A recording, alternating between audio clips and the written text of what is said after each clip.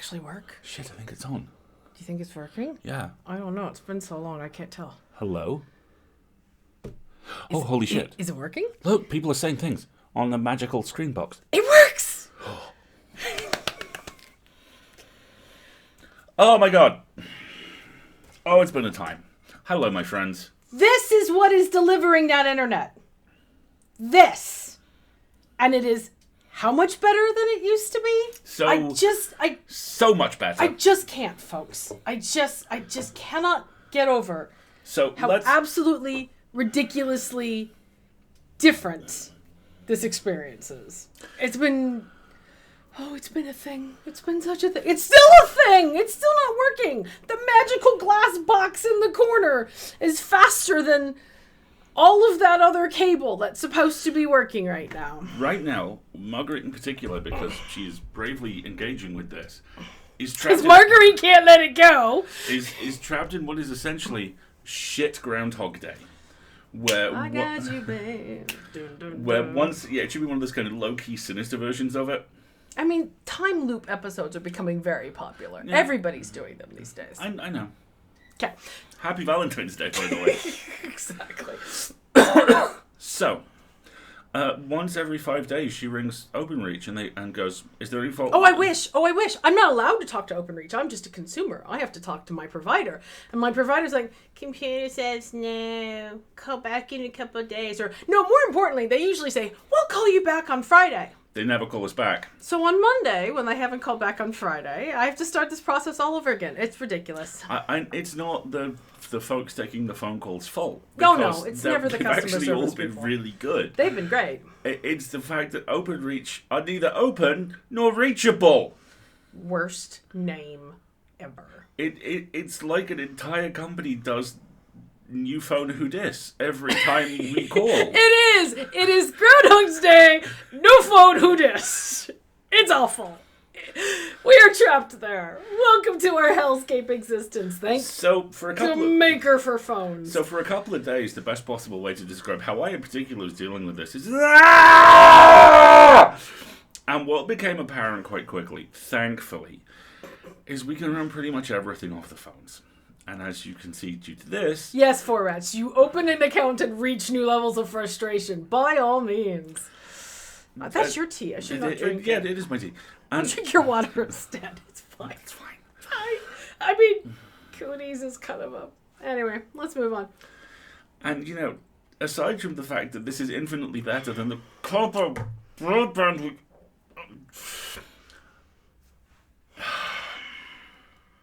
Basically, we can do pretty much everything we normally do, which is a huge relief. Because for about 4 days we couldn't, and it had a severe impact on our ongoing mental well-being. And, I mean, there are weird eccentricities. About 3 days ago, my phone went full strong sad and went, I don't like YouTube anymore. And it just won't open YouTube on the PS5. And conversely, Marguerite's phone has gone, Kindles? Witchcraft? Yeah. That took a while to sort out. And that makes no fucking sense. But... This is the modern technology that we live in. Yes, exactly. Hi, we've missed you. Hello, everyone. We have missed you tremendously. And Happy Valentine's Day. Happy Valentine's Day, which is the god that we had planned quite a while ago. So, thank you, Ruben. Thank you for being here for the Homestar Deep Cuts. Thank you for validating my life choices. So, we're back. We're a bit of a delay. I mean, we're going to have to do an extensive recap on this short story we left you in the middle of. Previously on the fuck this was called. Yeah, dong dong. Exactly. But, so let's try and remember how on earth, how to do stream. So first we do 3 things on this show. Self 5. For the big dog. Thank you. Can we talk about the fan art and your t-shirt that you were wearing that was related to the fan art? This was the Kickstarter supporting exclusive for St. Kilda, and is it not awesome? Are you doing a little dance? Are you just rubbing some funk on it here? You gonna do the robot next? Okay. You almost did without smiling. I don't know, just making him dance at this point. So yes, we had one of the lovely... What was that? You didn't... Okay. Okay, moving on. Moving on.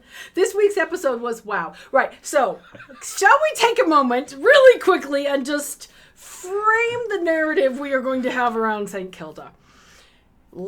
Yesterday was the premiere of episode 9. So we, like Marshmallow here, know that lots of people have not had a chance to listen yet. Next week will be the season finale of season 1 of St. Kilda. And that will be on, well, it'll be Monday night for some of us. And Tuesday night onwards it'll for be everybody Tuesday else. for everyone else. And then we are streaming again next Wednesday. So this Tell is... them who the guest is. I'm not... You totally ruined the thing I was doing there. I didn't completely ruin it. Okay, I just heavily implied it. If indeed there is one. Oh my gosh. It's okay, Wendy. The longest episode, I think, is 35 minutes. So, maybe if you're engaging in... Oh, you have to listen to episode 9 especially. Wendy, you especially have to listen to episode 9. You have to listen to them all. But you especially, episode 9. There's one particular scene. In the chat, if you know, you know. It's awesome. I was trying to, do this whole thing, and then he interrupted. When was the last time that happened? I know, right? What's your favorite episode of The West Wing, honey? Well, it's funny you should mention Okay, shall we move on? So what we're going to do is we're not going to talk about St. Kilda tonight. And we're not going to talk about St. Kilda, more importantly, next week. Because the finale will have landed and lots of people will need time to catch up and listen and digest and process and squee and all of those many things. So to help with this, we have a special guest next week. The amazing, wonderful, sweet, adorable, fantastic Nico Vitesse. Please, I hope I got his last name right. Will be joining us. So next week will be a lovely, sweet, relaxing, energetic, creative stream. I'm just going to come out and say it. Next week is going to be a safe space. Very much so. And not just for everybody, but I mean, Kilda listeners in particular. I'm not going to spoil anything because I don't do that. But as a cast member, as someone who knows what's coming, the last couple of episodes are a lot. Yeah. So I can only imagine what it's going to be like for listeners. You're going to need some space. Yeah. And so we are arranging to make a nice, welcome, open, relaxing, creative squee space for next week. So kind of the proviso that goes with that, though, is we're not going to be talking about St. Kilda next week. The week after that, which is, I think, math calendars, which will be the 9th, I think. Please, I have no calendar. Please, my calendar. I have none. Would you like me to get my tiny one? No. I trust one of the mods will jump in here shortly and correct me about the correct pronunciation. Pronunciation. It is the 9th. Thank you very much. Probably not Hawkeye. On the 9th, 2 things are going to happen. One, Scarlet Hollow, Chapter 3, is supposed to be publicly available on the 7th, so we will be playing it on the 9th. Oh, yes. And 2, that is the day where we are going to take the Season 1 St. Kilda spoiler warning off, and we can talk about all the things. Go off, fam. So yes, there will be time, there will be ample opportunity, you will have unrestricted access to squee and scream and the whole 9 yards, but on the 9th, because we want to give everybody plenty of time to catch up and have their experience and have some time to process it. So, to recap, tonight, fiction. Next week, Nico. And the week after that, we process our emotions. All over Scarlet Hollow. That's what's going to happen. So, it's going to be really exciting because we can use a phone to go on the internet again. So was that the first thing? That was a really convoluted way of saying that we have fan art by St. Kilda. We've never done convoluted before. I know. I'm going to drink your tea if you're not careful. I'm just drinking your water, but now I'll drink your tea.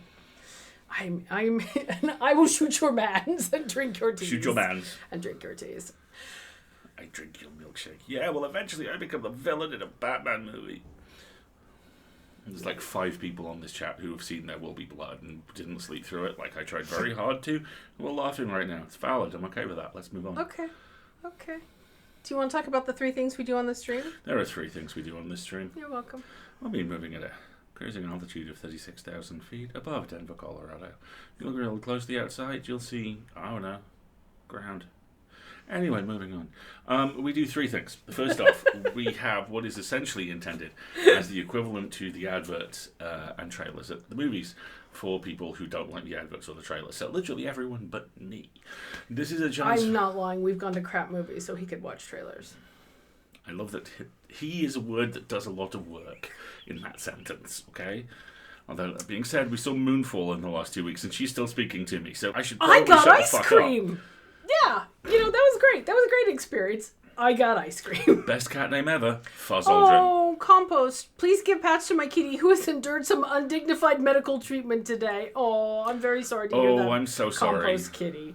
Yes. Treats and warm, cuddly, non-invasive blankets for kitty. Carefully laid over areas. Yes. If they're still speaking to you, that's a good sign. So, okay. No animal on earth does face quite like an cat. Undignified cat. Yes, exactly. Fuck away from me. Right. Anyway, what we do, assuming that you getting comfortable and hydrated and fed, and getting your pets squared away and your significant others squared away, and all that good stuff, and snacks, any meds you might make sure the cat boys are locked away. Check the back door. Lumberjack cat boy. The lock on our bedroom door no longer works because building. So sometimes the lumberjack cat boy gets a bit slimy now. Yeah, exactly. The door will randomly kind of shake in the frame, and it's like, that's fun. That's lots of fun. Fun. Okay. So yeah, basically opening monologue. Think of it like the bit at the start of a late night talk show, except the smug middle-aged white guy is usually in a t-shirt. It's John Boyega reminding you how awesome the movies are and telling you to zip it and turn your phone off. Yeah, our film's great. What it is. Shut the fuck up, fam. It's that, but basically, funny. Exactly. And then we'll do the story this week, and then we will close out with some shenanigans. Yes. Brief secret origin of shenanigans. Basically, when we first started doing this, we did an awful lot of creepypasta, which is fucking terrifying. And nobody wants to go to sleep with that imagery in their head. So we do brain sorbet at the second half of the stream. Sorry, go ahead. Go. In fact, if you do want to scare yourself silly, Google search and rescue creepypasta. Do not do it now. Yeah. Or go check the VODs because we've got it all on there. But brain sorbet is lighthearted, fun, comedic, frequently fandom-related stuff to send you off to sleep or the rest of your day on a lighthearted note, as opposed to just basking in unmitigated horror. So, Which, I mean, it's 2022. We all do enough of that right now anyway. So... yeah, can we not talk about... anything? Let's not talk about anything. Can we not talk about Ukraine or Texas or just... It's been a really, really bad... how wrong brain sorbet sounds. It's accurate, though, It's a palate cleanser for your mind. Let us put some frivolity and some comedy into your brain as opposed to stairwells that lead to nowhere in the middle of a forest. Things like that. To give you an example drawn from experience, I basically do this daily. The last thing I do every day is I watch an episode of a sitcom. And it can't be animated. This is the really sad thing, because I got really excited because I realised Amazon Prime had Bob's Burgers, and I love Bob's Burgers. But there is something about it which means I can't watch it last thing at night. Yeah. But sketch comedy, sitcom stuff, I'm doing an unofficial greatest hits of It's Always Sunny in Philadelphia at the moment. TikTok is the best thing to watch before bed until it shames you. And it goes, are you still, more than once, one or both of us has gone, don't you judge me, TikTok. Yes, exactly. Tom Cardy, good choices. Good choices. Yes, exactly. Which reminds Miranda. me, we may need to pick up a Just Be Fat Gay tote bag. You actually asked me to remind you at the end of the month when we pay bills that you wanted Tom Cardy merch. It's already on the list. Fantastic. Yes. Good job, past me. Don't butt his bag if you were not tired is very much a thing. Right. So, shall we do an opening monologue? Let's do an opening monologue. But who else have we not? But wait. Who is this spied through yonder desk? It is Chungus and stuff. It's been a really long week. How is it still Wednesday? It is the East and Chungus is the sun? Come on. I pulled a Shakespeare quote on you, the masters in English. This is where you say, it was contemporary English. Yes, because that's something I say all the time. The yeast from the east! The yeast from the east! Oh, you are my hero to the rescue. So yes, behold... The jungle. The jungle is in rude health. Welcome to the jungle. Oh, I deserved that. He's in rude health. He's on a bulk right now because he got depleted severely in a round of baking. So it's been 2 weeks. It's been 2 weeks. And so he's had a nice fermentation bulk, which means I'm probably going to have pancakes this weekend. Pancakes. Here he is in his nice little Martin hoodie because couldn't we all use a little snuggly warm comfort in a hoodie today? Yes. And little spider friend, of course. And little spider buddy. And of course tea and notebook. I think his notebook's in the other pocket. Yes, in Lisa's other pocket. So I can write down important things. Yes, precisely. He's got to get those sweet gains. OMG, we started lifting again. We could talk all about sweet gains today. And I'm surprised I can still move my arms. I can today, I probably won't tomorrow. So let's all enjoy that while it lasts. Yes. So that was Chungus, and Chungus is doing quite fine. And Wendy is, as always, working on all sorts of costumey things. Now you can steal some more of my tea. It's not like I got can't mine see you. over there. It's just we're stalling again. We can't keep to schedule. My tea's going to be cold. Yeah, but the good news is we there. clearly have remembered how to do this. Well, to find this, if I stand in front of a counter and in front of a camera and do bullshit for half an hour, then yeah, I'm thinking we're back. I am suddenly reminded of the best line from Upstart Crow, the surprisingly good late-era Ben Elton William Shakespeare sitcom, where someone actually looks at Will, and I think the line is, Will, this is no time for broken verse. And Shakespeare just gets white and furious and goes, it's always time for broken verse. If it isn't time for broken verse, my entire life is a lie. And yeah, that sounds like Shakespeare. Your arms, little Timmy Meredith Gams, you're healthy people. Yes. So, for the opening monologue, which we were coming on to, but, big surprise, distraction. Where's the button? Here's the monologue button. We have man who owns rug, sick of friends always asking for help moving bodies. Now, there are content warnings for this, which you could probably imply from the title. Content warnings for murder. And the disposal of corpses. So, here we go. She says, clicking over to the other browser tab, which is full of ads and annoying. This is by Mary Gillis? Yes. Right. Calgary. Local accountant David Summerson is tired of his friends continually expecting him to assist them in body disposal ever since he purchased a long, thick rug. I didn't realise how many of my friends were holding on to their victims because they didn't have a rug to roll them in. Summerson said. But then I got this rug, and next thing you know, every weekend it's, David, I've got this problem I need moved. And, David, you got to help me, man, I'm messed up. And, Dave, buddy, remember when I drove you to the airport? I need a favour. Look, I get it. We all take advantage of that one friend who has a pool, or our own theatre system, or a soundproof basement and hacksaw. But that doesn't mean it's not getting old. The rug in question. First of all, can we pause? That was 3 accents in a row, flawlessly. Well done. The rug in question, a 2 meter by 2 meter dark brown pile-woven carpet, was initially purchased to cover the hardwood floor in Summerson's living room. But since an unfortunate incident involving what everyone mistakenly thought was a rubber knife during his last Halloween party, most of Summerson's closest friends were clued into how easy it is to transport a human body once it's rolled up in his new rug. Summerson isn't the only one who thinks his friend's use of the rug is a problem. It's frankly a crime that everyone keeps using David's rug to dispose of human bodies. Says Summerson's sister, Joanna. Because it really pulled his living room together. I wish David would learn to stand up for himself. His sister continues. Tell his so-called friends that he's busy. He has a life and a job and his own bodies to dispose of. And yes, I also happen to occasionally need him and the rug. It's so hard these days to find a good book club that isn't already full. Now the rug spends most of its time on the move to and from local quarries, a nearby incinerator, various building sites with recently poured concrete foundations, or at the dry cleaners. My cleaner didn't owe me because he has also borrowed my rug after getting into an argument with his business partner. The cleaning alone will be costing me a fortune. Summerson laments.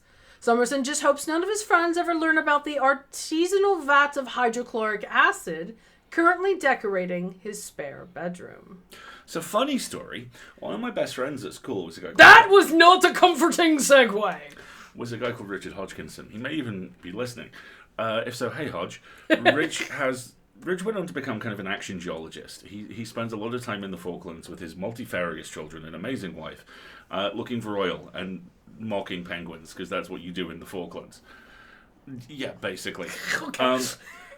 In his younger days... His misspent youth. Hodge was the non-drug type of recreational chemist. Non-drug. Okay, very well. He used... Oh, okay. Yeah. He used to give me lifts places, and I always remember one day sitting in his crap-ass Citroen 2CV, which for some reason he painted black and purple. So it was a little bit like sitting inside a yogurt. And something was bumping up against my ankles, and I looked down, and it was this... Sitting inside of a yogurt. It was this plastic soda pop bottle filled with liquid, and the liquid was a little bit viscous, and there was stuff in it. And I said, Hodge, what's this? And he went, napalm! And I went, I'm sorry, what? I said, oh, it's nothing much, it's just petrol with shavings of soap in it, it's alright. Can I get in the front? This was also the same guy who proved to me about... Recreational chemistry, i.e. I wonder if these two things would explode if I put them together. It's funny you should mention that, too. And around the same time... This is why we can't have nice things. Around the same time in school, I was trying to work out whether I should save up for a car spring to just make the toaster in the common room really exciting. He was... I'm sorry, what? Okay, so at this point I was in sixth form. Those of you who are in the UK... How old were you? I was at 17. Will know... Senior high school. Yeah, we'll know what sixth form is. Sixth form is basically you have even more responsibilities, but you get to wear a suit. And they all wear suits. It's the weirdest thing, man. You guys train your children from, like, birth to wear blazers. It's bizarre. And you get a common room with a kitchen. Because he don't die, please. A kitchen which we inherited, it should be pointed out, with a full bag of sugar put in the microwave. The microwave turned on, and for reasons I've never understood, and which frankly have haunted my dreams, half a 7-inch vinyl single shoved into the molten sugar like some form of bizarre Rococo Excalibur.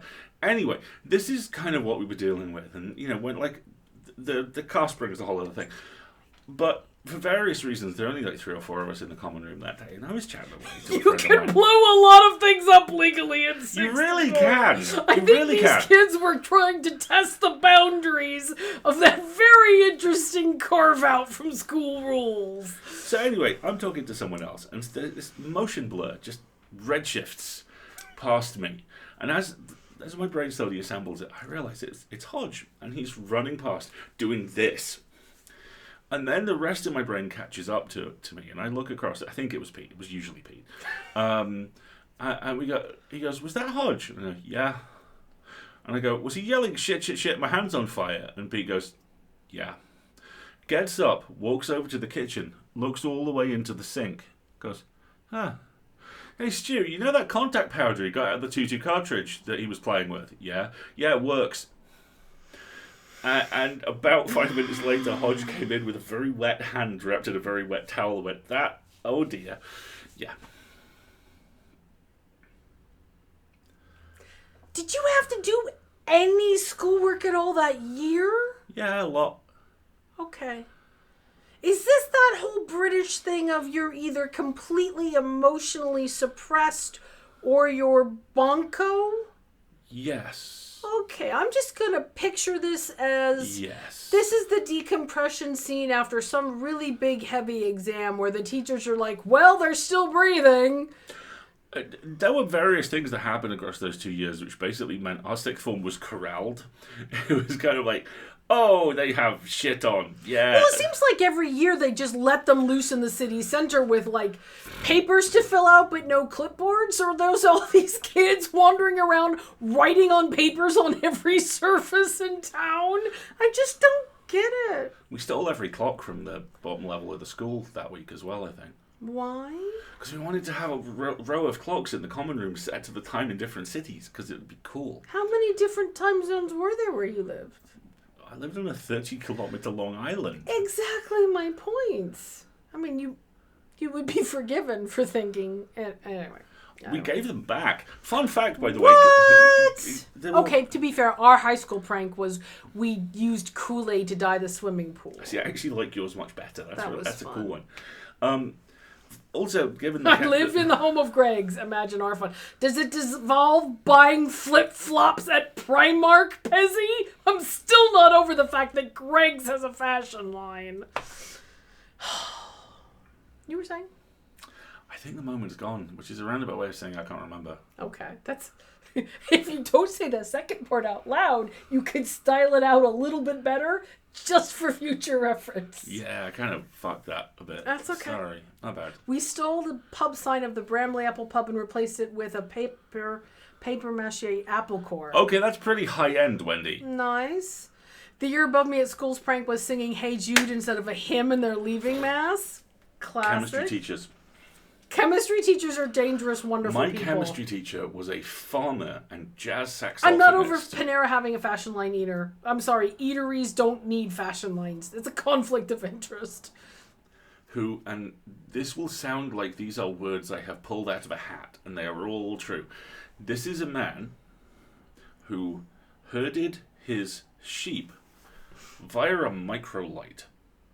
Plane. Yes. That's not uncommon, though, if you have large... Wait, this was on the Isle of Man? Yeah.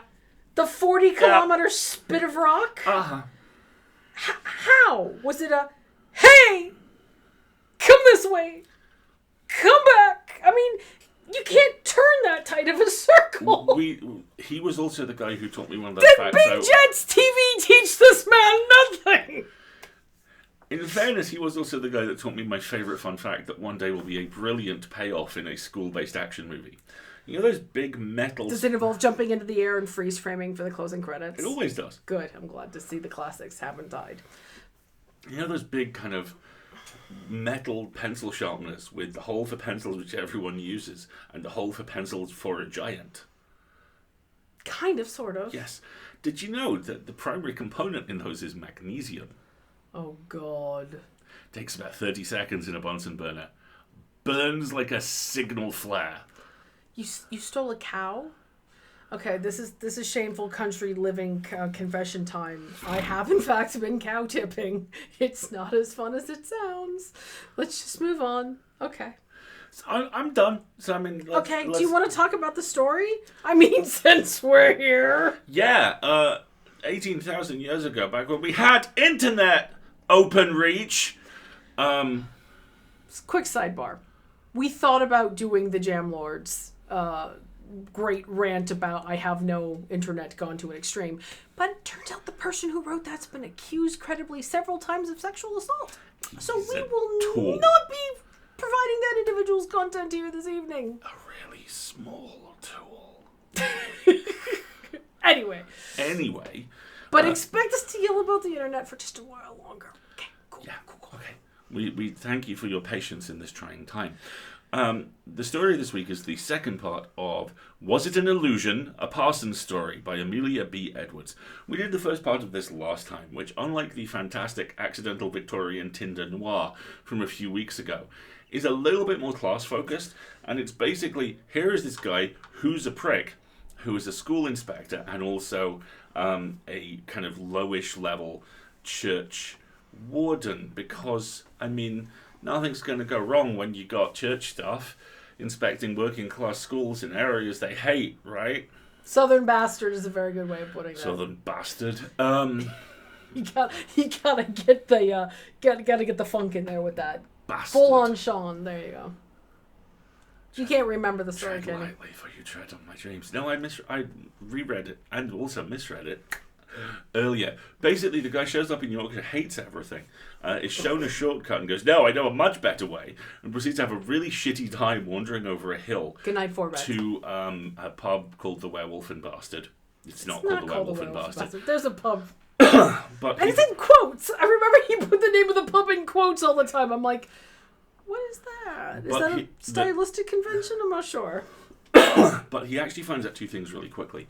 Firstly, the cool kid he secretly really wanted to be is in fact the son of the local toff.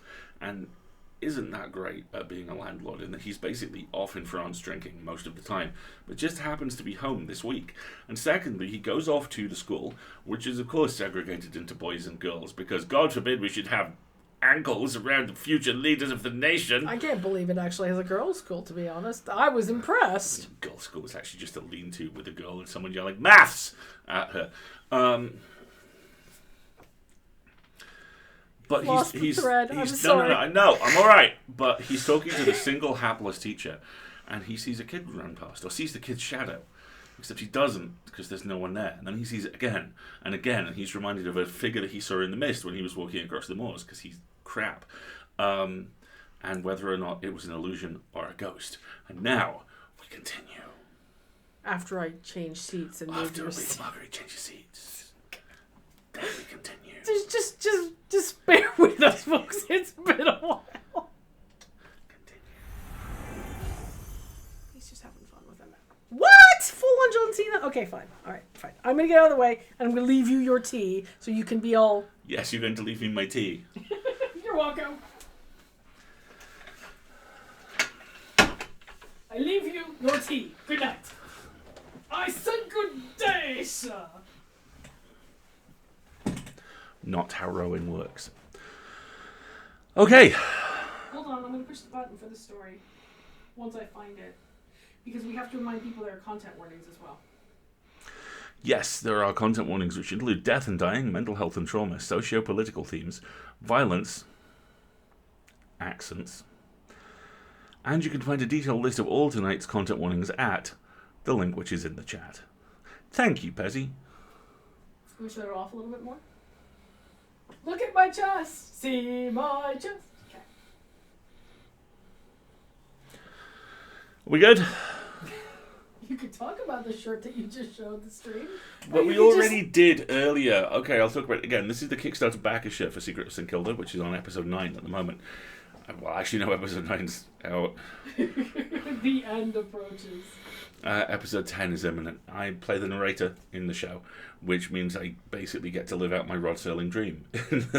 I show up and I'm like Posh and go, oh, hello, isn't this awful? And you're doing Keep a rather watching. good job, let's be honest. I'm pretty happy. I mean, I'm... Due to what I can only presume is some kind of weird wiring accident as a child, I find it very difficult to accept that the stuff I do is good a lot of the time. It's called imposter syndrome. You are in a creative industry. And especially with the acting, because a lot of the time it just feels like I have my range is me but quiet, me but posh, generic foreigner, and and what's become apparent across the last 2 years is I am actually quite good at that.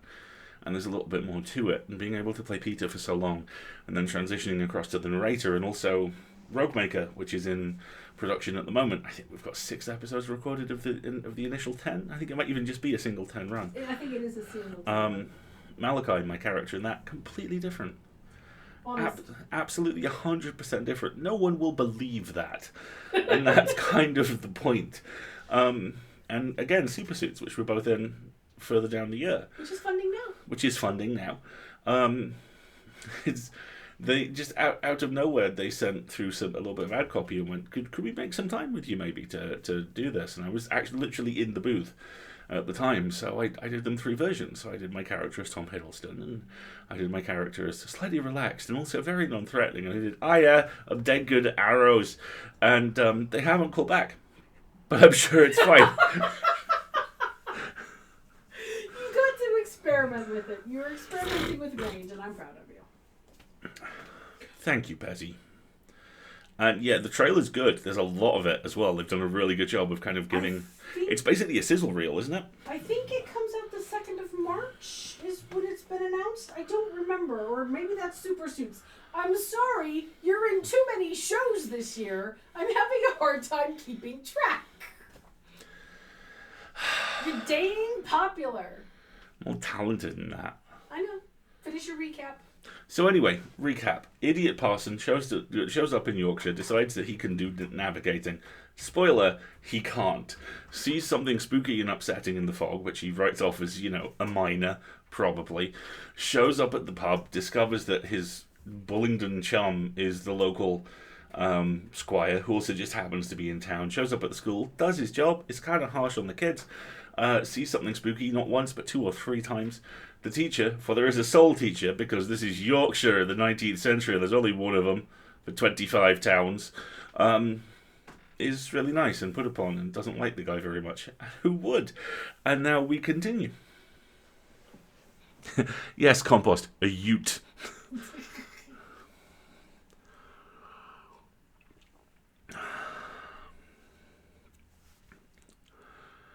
As I neared the bottom of the hill, a dog cart, drawn by a high-stepping chestnut, dashed up to the door of the Greyhound, and the next moment I was shaking hands with Wolstenholme of Balliol. Wolstenholme of Balliol, as handsome as ever, dressed with the same careless dandyism, looking not a day older than when I last saw him at Oxford. He gripped me by both hands, vowed that I was his guest for the next 3 days, and insisted on carrying me off at once to Backwater Chase. In vain I urged that I had 2 schools to inspect tomorrow, 10 miles the other side of Drumley, that I had a horse and trap waiting, and that my room was ordered at the Feathers. Wolstenholme ignored me. He'd laughed away all of my objections. "My dear fellow," he said, "you will simply send your horse and trap back with a message to the Feathers and a couple of telegrams to be dispatched to the 2 schools from Drumley Station. Unforeseen circumstances compel you to defer these inspections till next week." And with this, in his masterful way, he shouted to the landlord to send my portmanteau up to the manor house, pushed me up before him into the dog-cart, gave the chestnut his head, and rattled me off to Backwater Chase. It was a gloomy old barrack of a place, standing high in the midst of a sombre deer park, some 6 or 7 miles in circumference. An avenue of oaks, now leafless, led up to the house, and a mournful heron-haunted tarn in the loneliest part of the park gave to the estate its name of Backwater Chase. Yes, he is. The place, in fact, was more like a border fastness than an English North Country mansion. Wolstenholme took me through the picture gallery and reception rooms after luncheon, and then for a canter round the park, and in the evening we dined at the upper end of a great oak hall hung with antlers and armour and antiquated weapons of warfare and sport. Yes. "Now, tomorrow," said my host as we sat over our claret in front of a blazing log fire, "tomorrow, if we have decent weather, you shall have a day's shooting on the moors. And on Friday, if you will but be persuaded to stay 1 day longer, I will drive you over to Broomhead and give you a run with the Duke's hounds." "Not hunt, my dear fellow, what nonsense. All our parsons hunt in this part of the world. By the way, have you ever been down a coal pit? No? Then a new experience awaits you. I'll take you down Carshalton Shaft and show you the home of the gnomes and the trolls." "Is Carshalton one of your own mines?" I asked. "All these pits are mine," he replied. "I am king of Hades and rule the underworld as well as the upper. There is coal everywhere underlying these moors. Whole place is honeycombed with shafts and galleries. One of our richest seams runs under this very house, and there are upwards of 40 men at work in it, a quarter of a mile below our feet here, every day. Another leads right away under the park, heaven only knows how far. My father began working it 25 years ago, and we have gone on working it ever since, yet it shows no signs of failing." "You must be as rich as a prince with a fairy godmother." He shrugged his shoulders. "Well," he said lightly, "I am rich enough to commit what follies I please, and that is saying a good deal. But then, to always be squandering money, always rambling about the world, always gratifying the impulse of the moment, is that happiness? I have been trying the experiment for the last 10 years, and with what result? Would you like to see?" He snatched up a lamp and led the way through a long suite of unfurnished rooms, the floors of which were piled high with packing cases of all sizes and shapes, labelled with the names of various foreign ports and the addresses of foreign agents innumerable. What could they contain? precious marbles from Italy and Greece and Asia Minor, priceless paintings by old and modern masters, antiquities from the Nile, the Tigris, and the Euphrates, enamels from Persia, porcelain from China, bronzes from Japan, strange sculptures from Peru, arms, mosaics, ivories, wood carvings, skins, tapestries, old Italian cabinets, painted bride chests, Etruscan terracottas, treasures of all countries, of all ages, never even unpacked since they crossed that threshold, which the master's foot had crossed but twice during the 10 years it had taken to buy them. Should he ever open them, ever arrange them, ever enjoy them? Perhaps if he became weary of wandering, if he married, if he built a gallery to receive them, perhaps. If not, well, he might found and endow a museum, or leave the things to the nation. What did it matter? Collecting was like fox hunting. The pleasure was in the pursuit, and ended with it. We sat up late that first night. I can hardly say conversing, for Wolstenholme did all the talking, while I, willing to be amused, led him on to tell me something of his wanderings, by land and sea. So the time passed in stories of adventure, of perilous peaks ascended, deserts traversed, unknown ruins explored, of hairbreadth escapes from icebergs and earthquakes and storms.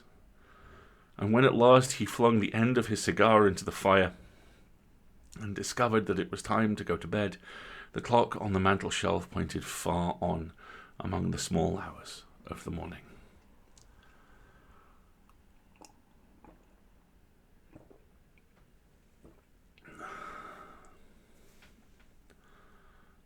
Next day, according to the programme made out for my entertainment, we did some 7 hours partridge shooting on the moors, and the day next following, I was to go down Carshulton Shaft before breakfast, and after breakfast, ride over to a place some 15 miles distant called Pict's Camp, there to see a stone circle and the ruins of a prehistoric fort. Unused to field sports, I slept heavily after those 7 hours with the guns, and was slow to wake when Wolstenholme's valet came next morning to my bedside with the waterproof suit in which I was to effect my descent into Hades.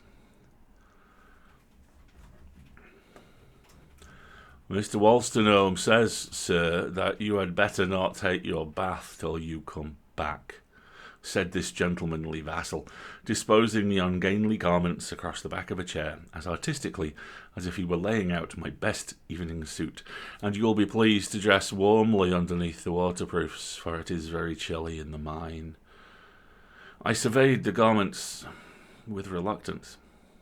The morning was frosty, and the prospect of being lowered into the bowels of the earth, cold, tasting and unwashed, was anything but attractive. Should I send word that I would rather not go? I hesitated, but while I was hesitating, the gentlemanly valet vanished, and my opportunity was lost. Grumbling and shivering, I got up, donned the cold and shiny suit, and went downstairs. A murmur of voices met my ear as I drew near the breakfast room. Going in, I found some 10 or a dozen stalwart colliers grouped near the door, and Wolstenholme, looking somewhat serious, standing with his back to the fire. "Look here, Fraser," he said with a short laugh. "Here's a pleasant piece of news. A fissure has opened in the bed of Blackwater Tarn. The lake has disappeared in the night, and the mine is flooded. No Carshulton Shaft for you today. 7 foot of water in Duke's Sea and 8 in the Old North and South Galleries," growled a huge red-headed fellow who seemed to be the spokesman. "Aye, and it's the Lord's own mercy it happened at night time, or we'd be dead men all," added another. "That's true, my man," said Wolstenholme, answering the last speaker. "Might have drowned you like rats in a trap. So we may thank our stars it's no worse. And now, to work with the pumps. Lucky for us that we know what to do and how to do it." So saying, he dismissed the men with a good-humoured nod and an order for unlimited ale. I listened in blank amazement. The tarn vanished. I could not believe it. Wolstenholme assured me, however, that it was by no means a solitary phenomenon. Rivers had been known to disappear before now in mining districts, and sometimes instead of merely cracking, the ground would cave in, burying not merely houses but whole hamlets in one common ruin. The foundations of such houses were, however, generally known to be insecure long enough before the crash came, and those accidents were not therefore often followed by loss of life. And now, he said lightly, you may doff your fancy costume, for I shall have time this morning for nothing but business. It is not every day that one loses a lake and has to bump it back up again. Breakfast over, we went round to the mouth of the pit and saw the men fixing the pumps. Later on, the work was fairly in train, so we started off across the park to view the scene of the catastrophe. Our way lay far from the house across a wooded upland, beyond which we followed a broad glade leading to the tarn. Just as we entered this glade, Wolstenholme rattling on and turning the whole affair into jest a tale,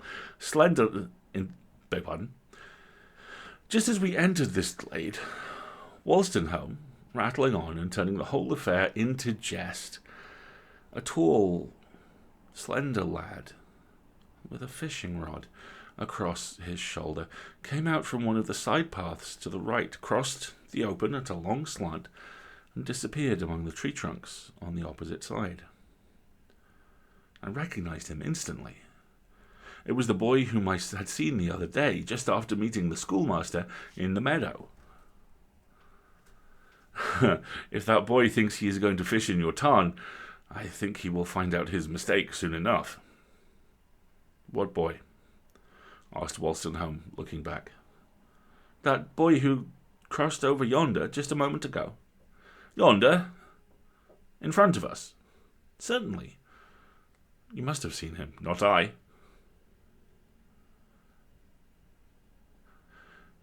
You did not see him.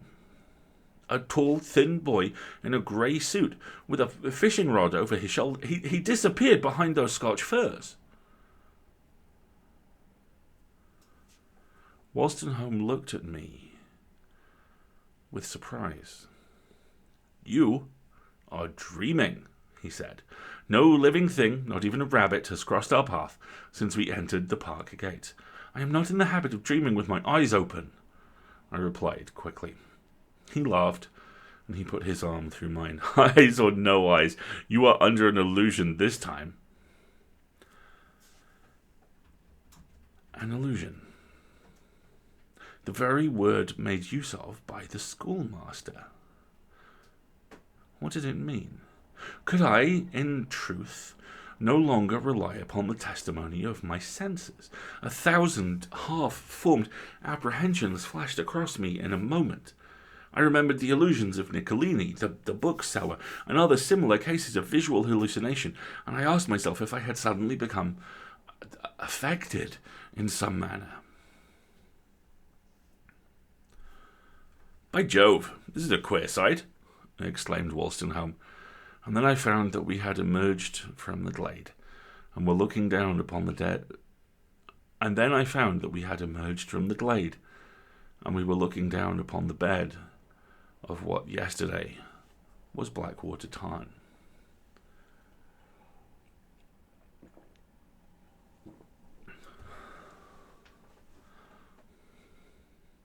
It was, indeed, a queer sight. An oblong, irregular basin of blackest slime, with here and there a sullen pool, and round the margin an irregular fringe of bulrushes. At some little distance along the bank, less than a quarter of a mile from where we were standing, a gaping crowd had gathered. All pit end, except the men at the pumps, seemed to have turned out to stare at the bed of the vanished tarn. Hats were pulled off and curtsies dropped at Wolstenholme's approach. He, meanwhile, came up smiling with a pleasant word for everyone. Well, he said, are you looking for the lake, my friends? You'll have to go down Coshalton Shaft to find it. It's an ugly sight you've come to see, anyhow. There's an ugly sight, squire, replied a stalwart blacksmith in a leather apron, but that's somewhat uglier, maybe, than the mud or yonder. Something uglier than the mud? Wolstenholme repeated. Well, if you be pleased to stand this way, squire, and look straight across at yon little tump of bulrushes, don't you see nothing? I see a log of rotten timber sticking half in and out of the mud, said Wolstenholme, and something... a long reed, apparently. By Jove! I believe it's a fishing rod. "'Tis a fishing rod, squire," said the blacksmith with rough carelessness. "And if yon rotten timber hadn't buried in it... Beg pardon, this is in fact so intensely accented, I'm genuinely having trouble. Also, I have no idea what carelessness is, so I'm just going to run at it screaming. That'll work. "'Tis a fishing rod, squire," said the blacksmith with rough carelessness. "And if yon rotten timber bain't an unburied corpse, we'd never strike hammer or anvil again." There was a buzz of acquiescence from the bystanders. 'Twas an unburied corpse, of course. Nobody doubted it. Wolstenholme made a funnel with his hands and looked through it long and steadfastly. "Well, it must come out, whatever it is," he said presently. 5 feet of mud, you say? Well, then here's a sovereign apiece to the first 2 fellows who wade through it and bring that object to land. So literally, I say, proles, risk your lives for something unhygienic and dangerous, and I will give you this penny." The blacksmith and another pulled off their shoes and stockings, turned up their trousers, and went in at once. They were over their ankles at the first plunge, and sounding their way with sticks, they went deeper at every tread. As they sank, our excitement rose. Presently they were visible from only the waist upwards. We could see their chests heaving and the muscular efforts by which each step was gained. They were yet full 20 yards from the goal when the mud mounted to their armpits. A few feet more, and only their heads would remain above the surface. An uneasy movement ran through the crowd. "Call them back, for God's sake!" cried a woman's voice. But at this moment, having reached a point where the ground gradually sloped upwards, they began to rise above the mud as rapidly as they had sunk into it, and now, black with clotted slime, they emerge waist high. Now they are within 3 or 4 yards of the spot, and now they are there. They part the reeds. They stoop low above the shapeless object on which all eyes are turned. They half lift it from its bed of mud. They hesitate, lay it down again, decide apparently to leave it there, and turn their faces shorewards. Having come a few paces, the blacksmith remembers the fishing rod, turns back, disengages the tangled line with some difficulty, and brings it over his shoulder.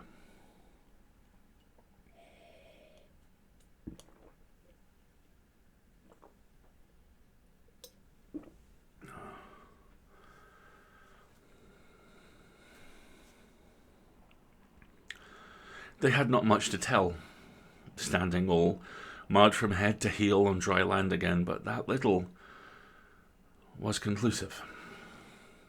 It was, in truth, an unburied corpse, part of the trunk only above the surface.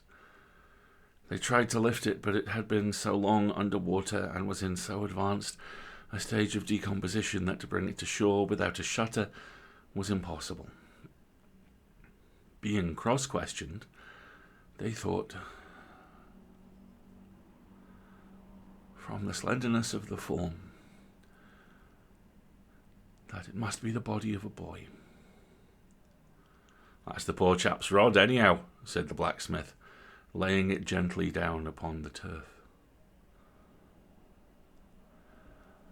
I have, thus far, related events as I witnessed them. Here, however, my responsibility ceases. I give the rest of my story at second hand, briefly, as I received it some weeks later, in the following letter from Philip Wolstenholme. Blackwater Chase, December 20th, 18... blah, blah, blah, blah. Dear Fraser, my promised letter has been a long time on the road, but I did not see the use of writing till I had something definite to tell you. I think, however, we have now found out all that we are ever likely to know about the tragedy in the tarn, and it seems that... But... No, I will begin at the beginning, that is to say, with the day you left the chase, which was the day following the discovery of the body. You were but just gone when a police inspector arrived from Drumley. You will remember that I had immediately sent a man over to the sitting magistrate.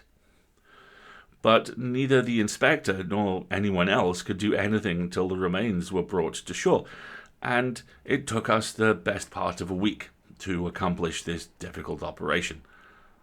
We had to sink no end of big stones in order to make a rough and ready causeway across the mud, and this done, the body was brought over decently upon a shutter, and it proved to be the corpse of a boy of perhaps 14 or 15 years of age.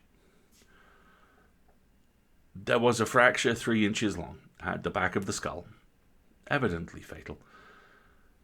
This might, of course, have been an accidental injury, but when the body came to be raised from where it lay, it was found to be pinned down by a pitchfork, the handle of which had been afterwards whittled off, so as to not show above the water, a discovery tantamount to evidence of murder. The features of the victim were decomposed beyond recognition, but enough of the hair remained to show that it had been short and sandy. As for the clothing, it was a mere mass of rotten shreds, but on being subjected to some chemical process, proved to have once been a suit of lightish grey cloth. A crowd of witnesses came forward at this stage of the inquiry, for I am now giving you the main facts as they came out at the coroner's inquest, to prove that about a year or 13 months ago, Skelton, the schoolmaster, had staying with him a lad whom he called his nephew, and to whom it was supposed that he was not particularly kind. This lad was described as tall, thin, mud sandy-haired. He habitually wore a suit corresponding in colour and texture to the shreds of clothing discovered on the body in the tarn, and he was much addicted to angling about the pools and streams wherever he might have the chance of a nibble. And now, one thing led quickly on to another. Our pit-end shoemaker identified the boy's boots as being a pair of his own making and selling. Other witnesses testified to angry scenes between uncle and nephew. Finally, Skelton himself gave himself up to justice. He confessed the deed and was duly committed to Drumley Jail for wilful murder. And the motive? Well, the motive is actually the strangest part of the story. The wretched lad was, after all, not Skelton's nephew, but Skelton's own illegitimate son. The mother was dead, and the boy lived with his maternal grandmother in a remote part of Cumberland. The old woman was poor, and the schoolmaster made her an annual allowance for his son's keep and clothing. He had not seen the boy for some years when he sent for him to come over on a visit to Pit End. Perhaps he was weary of the tax upon his purse. Perhaps, as he himself puts it in his confession, he was disappointed to find the boy, if not actually half-witted, stupid, wilful, and ill brought up. He at all events took a dislike to the poor brute, which dislike, by and by, developed into hatred. Some amount of provocation there would seem to have been. The boy was as backward as a child of 5 years old, that Skelton put him into the boys' school and could do nothing with him, that he defied discipline, had a passion for fishing, and was continually wandering about the country with his rod and line, are facts borne out by the independent testimony of various witnesses. Having hidden his fishing tackle, he was in the habit of slipping away at school hours, and showed himself the more cunning and obstinate, the more he was punished.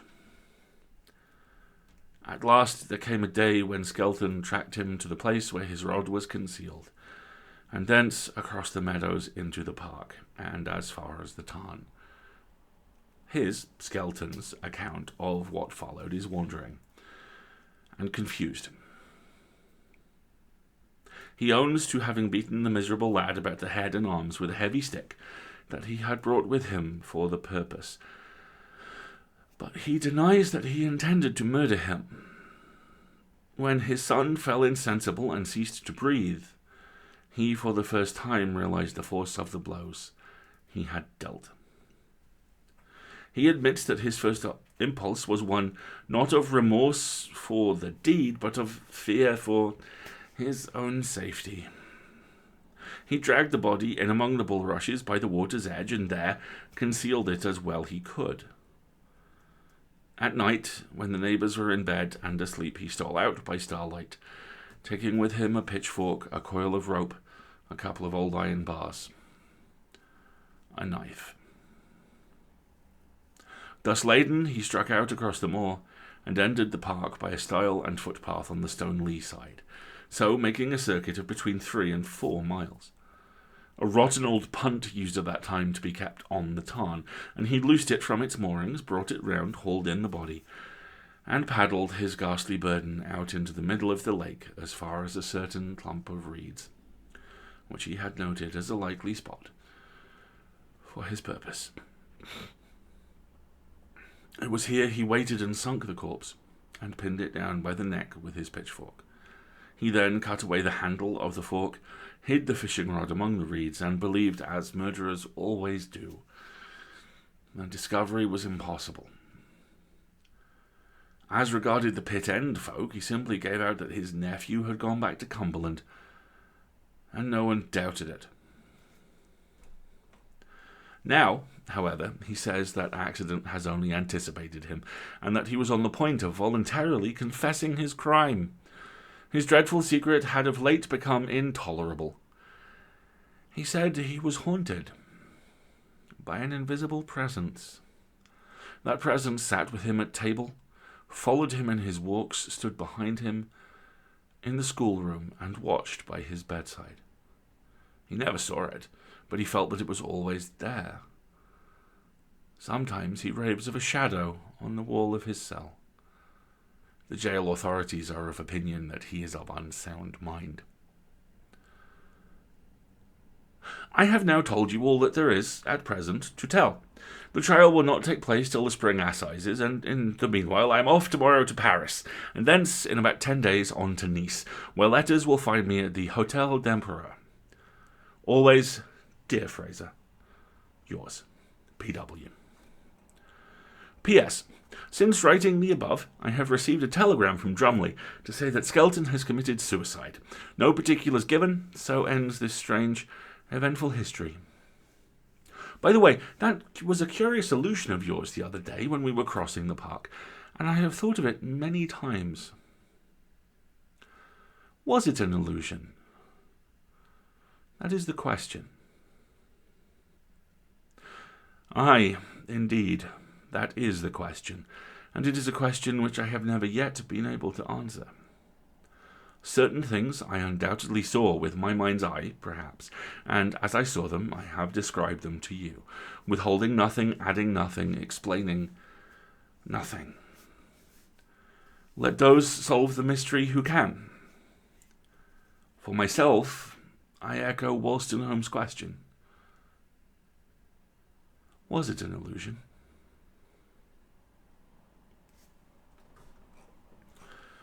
And done. That story is a really grim ending.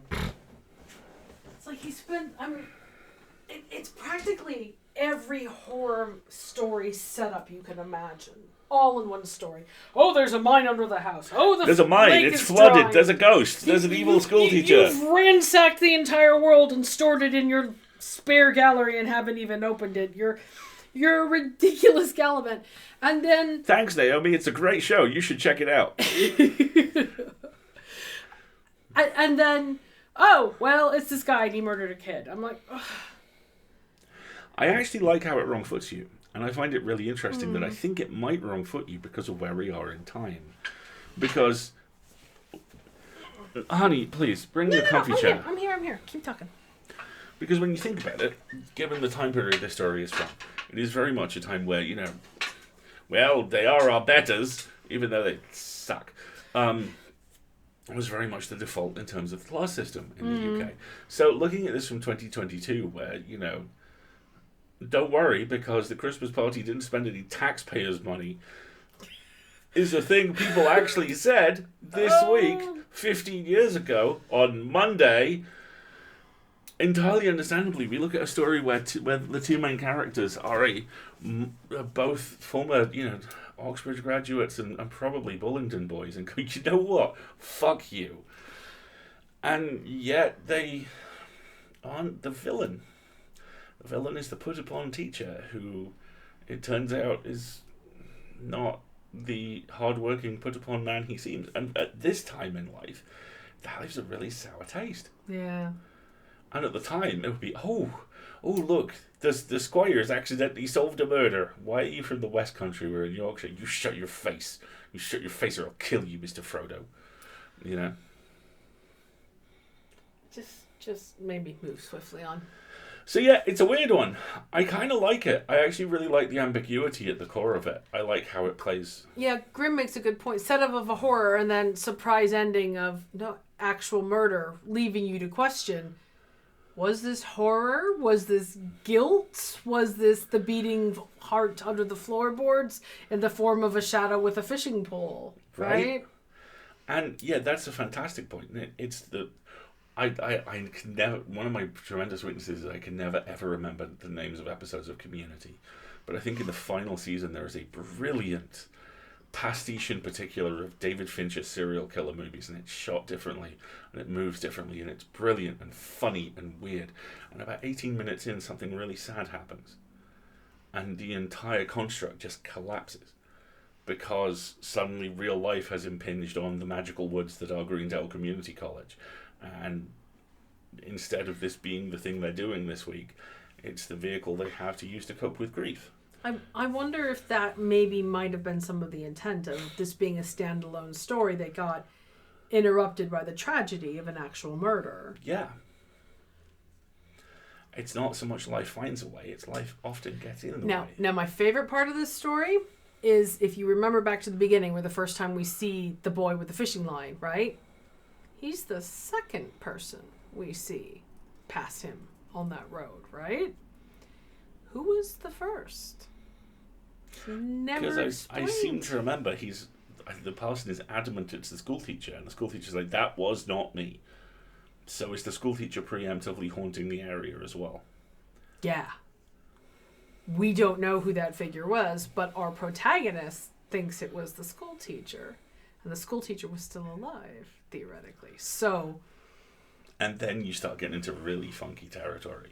I must have talked about this before because it's kind of an epochal text. There's a very good, I think it's... Eldritch, that's a perfect example where there's a brilliant episode of Scrubs. I could stop that sentence there. All of them are very good. Yeah. Is the ghost actually the presence of his guilt, or is it timey-wimey shenanigans? Exactly. Yeah, exactly. That format shift, the multi-camera shift to, oh no, someone's actually dying, is exactly what you get here, and it's... Yeah. It's interesting, though, because you talk about an episode of a sitcom being the multi-camera, look, we're recording a sitcom conceit. Least best episode of Leverage, as far as I'm concerned. I know it was attempting to be an office knockoff. It's actually the one you've never seen. It's the one... No, I have seen it. Oh, no, you bailed on it. I remember you bailing on it. You got 5 minutes into it. I don't like this. No, I don't like that conceit. It's because it's so blatantly artificial. It just completely breaks my suspension of disbelief. It also means that whatever happens, there's an episode of Leverage you still have yet to see. Well, there is that too, because that's another one of my secret techniques for dealing with the ending of things that I love very much. There are episodes of Limitless we'll never see. There's one episode of Limitless I haven't seen, and there's one episode of The Librarians I haven't seen. How we do. It's because that way they will never end. The thing that I was kind of circling around to is this an epochal English paranormal story. I hesitate to call it anything more than paranormal, because it is that kind of mundane weirdness thing, called The Stone Tape, which I want to say Nigel Neal wrote it, and it is about a group of people recording in a cellar, and they keep recording sounds that aren't there. And the payoff to it is the stones in the building are actually acted as a geological tape recording. Stone tape theory, innit? Exactly. High five for Naomi. Right? It's that. I think The Road, which I think is also a Nigel Neal one, is another really good example of that. That scares the shit out of me. Because that is a bunch of 12th century peasants walking down a road to do something awful. And they experience a time slip into the present day. And then into the blasted nuclear ruins of 1982. And then it snaps back to their present day. And there's no real story to it. It's just, here are these three assholes. They're now traumatized for life. They will receive no answers. I think that's a valid question, Kiwi. I think given that there are unexplained phenomenon there, you can absolutely consider him an unreliable narrator in parts. He is very carefully written because he is blissfully unaware of his privilege, even as he holds his privilege up in front of him like a map going, hello? Yeah, exactly. I don't know if it's so much that he's an unreliable narrator, is that because the classic definition of an unreliable narrator is this is someone who is intentionally or maybe subconsciously not communicating the truth. I think he would qualify by that definition, but I always think of unreliable narrators as people who are lying on purpose and they have a reason to do so. It's why A Girl on the Train blew away the mainstream reading population, is because they're like, oh, an unreliable narrator, and us over here in genre were going, keep up, Shepard, we've been doing this forever, but no, I don't know if he is an unreliable narrator. He's unaware of it because he's just got that blood, that gosh dang it, that English, I'm going to bludgeon you with my perception because I'm the protagonist of the story. I'm the only thing that matters here. Well, I'm a posh white man. Clearly, I'm the hero. I hero. don't think he has enough subtlety to be an unreliable narrator. I think he can't parse what it is he's seen, and so he's making up his own stories about it. The Road is very reminiscent of name of English language film by Spanish director redacted. Yes, it is. And good evening, Brendan. How you doing? Hi, Brendan. How you doing?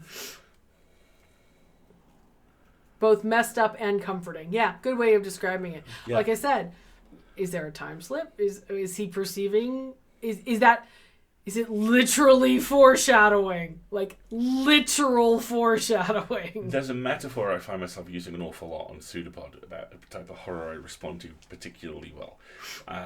Warning, incoming spoilers for the movie version of The Mist. Not the actual ending, but a moment just before the ending where the main characters escape from where they've been trapped and they head out into the mist. And as they do so, the car starts shaking.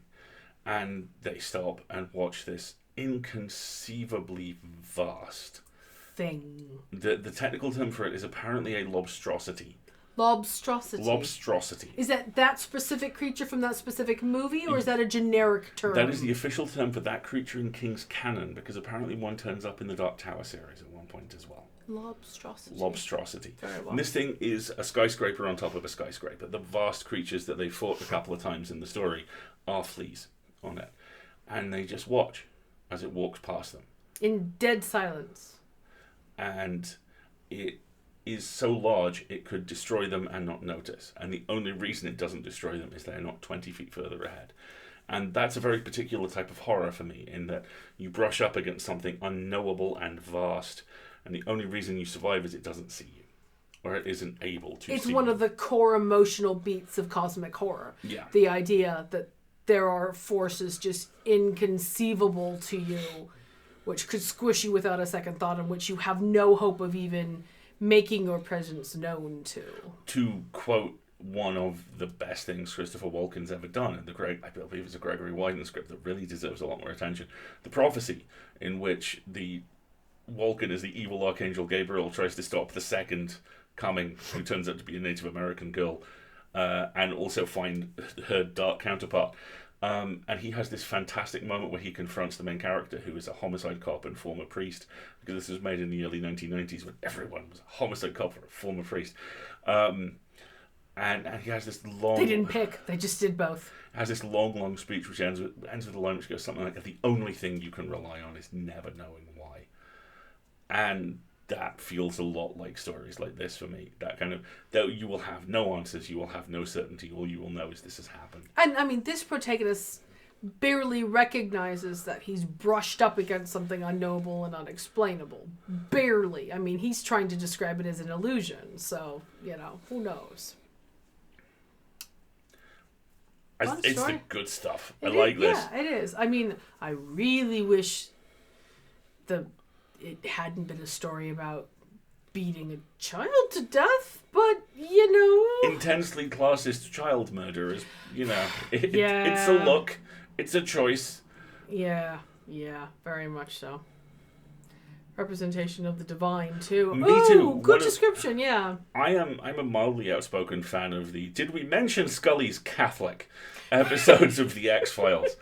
And you mean the episodes of The X-Files that end in S? Yes. I think it's the second or third one where they dive into her faith, where she actually comes face to face with an angel. And it is the most horrifying experience she has. Because it's this inconceivable geometric form that she literally cannot fully perceive. There's like a whole artistic movement going on right now where people are attempting to render and draw and create biblically accurately described angels. And like... They are messed up. And guys. like put them in the Sims and Yes. crap. And I'm like, that is a goal. Which reminds me, real quick, there is a beautiful directorial touch that it never got enough credit for that happens in The Prophecy, because there's a lot of angels in The Prophecy, including Viggo Mortensen as Satan, and he has just the best time. They all sit like they're used to still having their wings. So they all crouch, usually on a table, and they're all dressed in long coats, so it looks like their wings are still folded behind them. Yeah. And it's such a lovely touch, and it makes them so profoundly alien. It's a great little movie. Yeah, as Kiwi says, be not afraid is a catchphrase for a reason. Yeah. Like, Wendy's absolutely right. They perch. yeah, they perch. And there's a lot of the aesthetic that they explore. Thank you, Naomi. Thank you, Naomi. A lot of the aesthetic they explore with the angels in Supernatural for the 18,000 seasons that ran for is absolutely beat for beat the aesthetic that the Prophecy movies establish. And now I've been reminded there are another 3, which are all by the same guy. So Prophecy movies? Yeah. Must we? £5 in a chocolate bar. Well, next time you're ill, I'll set you in There front we of the go. Prophecy movies. There we go. What did you watch the last time you were sick? It was kaiju movies, I think. Yeah, it was the Monsterverse. I can't remember. It was. It's been a long time since you've been ill. Don't It's say nice. that out loud. Not this week. Yeah, seriously. Maybe not. All right, everybody. This seems like a really good place. Also, Viggo Mortensen as Satan is... It is a and time. an experience. It is a time. It is a lovely experience. Absolutely. So this is a good chance for us to take a break. So we're going to step away for a couple of minutes, and you can get up and get a stretch, refill your drinks, get yourself a snack, or see if anybody else in your household needs a snack. And then we will come back for a little bit of, I think, Valentine's Day themed shenanigans. Absolutely, because timely. Yeah, because, Oh, Brendan, thank you so What's much. this? In Gregory Wyden's script for The Prophecy, he describes the angel pose like this: a motionless crouch, a perch on the railing with the ease of a crow, or a gargoyle. Oh, that's lovely. Have a good night, Rubenesco. Thanks for joining us. Thank you so much for joining us, Rubenesco. And everybody, we will be back in just a few minutes. Just as a reminder, there'll be a countdown timer when we're going to resume. So if you don't see the timer on the screen, you have at least 60 seconds.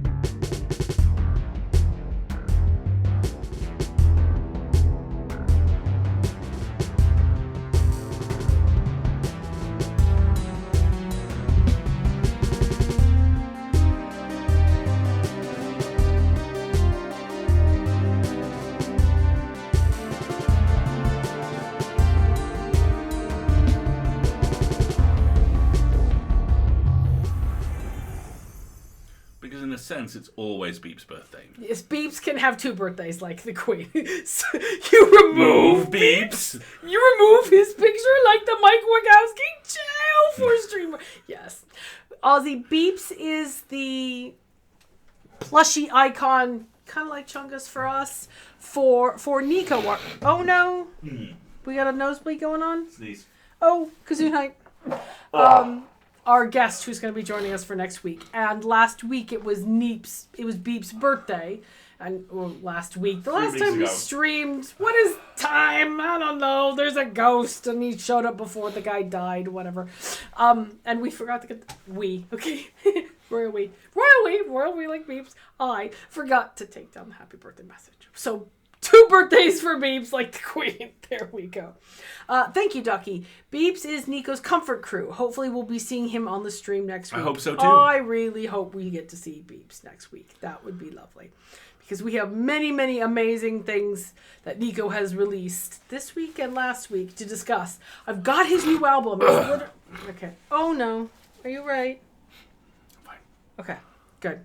Nerdy thing. We have a specific flash drive that we use whenever we want to pass files back and forth. It's usually music.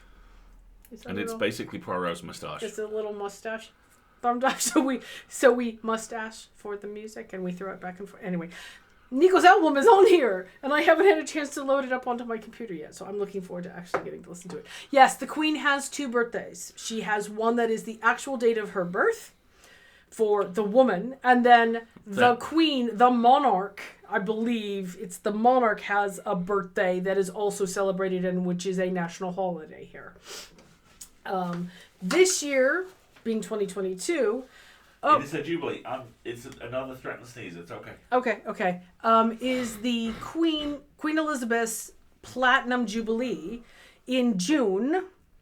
She will celebrate 70 years on the throne. And she was crowned in her 20s. I mean, the Queen's 95. And so, to be honest, you can go to any bookie in this country and bet money on whether or not she's going to live that long. Am I good? You're a little red. Okay. You have dry nose and nosebleed going on, but you're okay. You can... If she's alive. That's exactly it. You can bet money on whether or not she's actually going to survive until her jubilee, which is gruesome, but she's a 95-year-old woman who just got COVID. So that's what we're dealing with here. Guess what?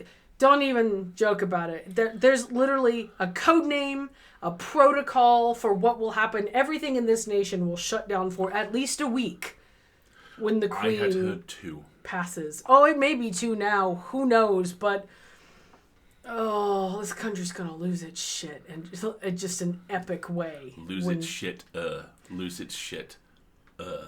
No comedy on the BBC for 10 days. Is that the current protocol? Yeah, it's called London Bridge Has Fallen. Yep. Is the name of the protocol, and the BBC has keeps her obituary on file, updated all the time. Fun fact, fun sidebar. Fun fact, there are actually people paid to update obituaries in real time. And one of my favourite movies from the last few years, The Outside Story, is about a videographer who is frantically trying to update the obituary for an actor who's about to die as he's accidentally locked out of his apartment. And he's basically a bit of a shut-in and slowly meets his neighbours and realises that he lives in kind of a cool neighbourhood, whilst at the same time juggling his demented landlord and his equally demented editor. It's on every service now, and it's really lovely. Yeah, exactly what everybody's putting in the chat is correct. All the red branding on the BBC goes black for 10 days. There's no comedy allowed to be shared. It's gonna be a whole thing. One of the weirdest experiences of my life. Platinum Jubilee plates, I'm sure they exist. I haven't seen one, Naomi. I visited the Isle of Man for the first time since moving away for about 5 years. And a friend of mine and I were staying up late watching terrible movies. It was 2 a.m. and there's some appalling Italian gangster movie. And... Seriously, they were misprinted as Jubilee. The Platinum Jubilee plates. Oh, that is not a misprint. That is a disgruntled employee. And And they interrupted this movie like 2, 3 a.m. saying Princess Diana had been involved in a car accident. And we were both like, oh, okay, fair enough. And then 20 minutes later they updated it and he just looked at me and went, oh, she just died, didn't she? And being on the Isle of Man for the week the country came to a halt was one of the weirdest experiences of my life. I remember what happened in the U.S. You couldn't look at a newspaper that didn't have it plastered all over it. And where I was living at the time, like, that's all everybody talked about for forever. So, yeah, okay, I have to see these. Naomi. Hold Platinum Jubblies. Oh. Oh, my God. That is deliberate. I promise you that is deliberate. That is someone going, I have a better job that pays better anyway, let's have a little fun. Yeah, exactly. Ugh. Slight typo. Yes, exactly. Yeah. You could only buy them in bulk. Yeah, you had to buy a whole lot of it. Apparently, they sold it off. Do you want to do some shenanigans? Why not? Let's do some fun. These are timely Valentine's Day poems written by frequent friend of the show and house band, Mr. Nate Crowley. Yes, so, there are some content warnings for the Valentines, because that's how we roll. Because Nate. Yes, exactly. Hey, buddy, if you're watching, how you doing? Hang on a second. What are the content warnings for the Valentines? Here we go. Content warnings for the Valentines are common phobias, violence, gross food, references to drug use, and sexual references. So romance. Romance is not a sexual reference. Love and sex are not interdependent on each other. I know, I wasn't saying that. That's right. So I believe these have been listed in the Bedtime Stories content warnings page if you need to check more specific ones. Thank you very much. All right. You get to go first. We'll take turns. This will be fun. Warm up the corpse counters. Let's see if we can get through this. Roses are red, wrestlers are ripped, skeletons boning down in the crypt. Roses are red, ogres are strong. Check out that goblin, honkin' a bong. Roses are red, so is the moon. I am a warlock. Witness your doom. There we go. Roses are red, pirates are vile, with awful complexions and shuttergob smiles. Roses are red, kissing is fun, but I'll tell you what isn't, a bear with a gun. That is so Nate. That's like the definition of Nate. Roses are red, trees are alight. Trees are all right. No, I like a light better. Trees are a light. Fix it, Nate. Let's have a party or maybe a fight. See, it works better together if the trees are a light. I'm the editor here. There we go. Percy, who's queen? Who's queen? Roses are red, owl wings are silent. Hippos are not. They're massive and violent. So neat. Roses are red, I'll make you a deal. 26 quid for a big bag of eels. Roses are red. What's this in my pants? That is correct. It's a billion ants. Could you actually fit a billion ants in a pair of pants? You see, because... What is the weight of ants? How much do ants weigh and how much space do they occupy? Okay, it's not the whales, Captain, it's the water! Okay. This tells you everything you need to know about the pair of us. This is like at the weekend where Marguerite was listening to the beautiful album Underwater by Ludovico Einaudi, and I was watching the monster movie Underwater where Kristen Stewart fights Cthulhu. She goes for, what is the weight of the ants? How would this work? And I'm just looking at this going... Bear with a gun, you say? Bear with a gun, you say. Right. I'm going to hold my position on how I view a billion ants in a single pair of trousers. Let's move on. Also, it should be pointed out, now eels have been mentioned, and because I've seen The Mighty Boosh far too many times, the back of my brain is now singing, eels up inside ya, finding an entrance where they can, because it's a very alarming show. Let's move on. What the blue hell was that? There is a terrifying figure with a huge poem taped to his face in an episode of The Mighty Boosh who sings a song about eels going into people. It's a comedy. Roses are red. I enjoy feasting. Ready your mace, knight. Prepare for a beasting. That's very neat. I love how these all start with roses are red. Like, roses are red. Guess what's for dinner? 8 pounds of raw ape heart. For you are a sinner. I don't get that reference. It's that if you've been bad, you'll be forced to eat 8 pounds of raw ape heart forever. Because you're a sinner. I heard all of those words and also put them together in roughly that order, but I do not imply... Is there some implied metaphor that I am missing with ape hearts and evil doing?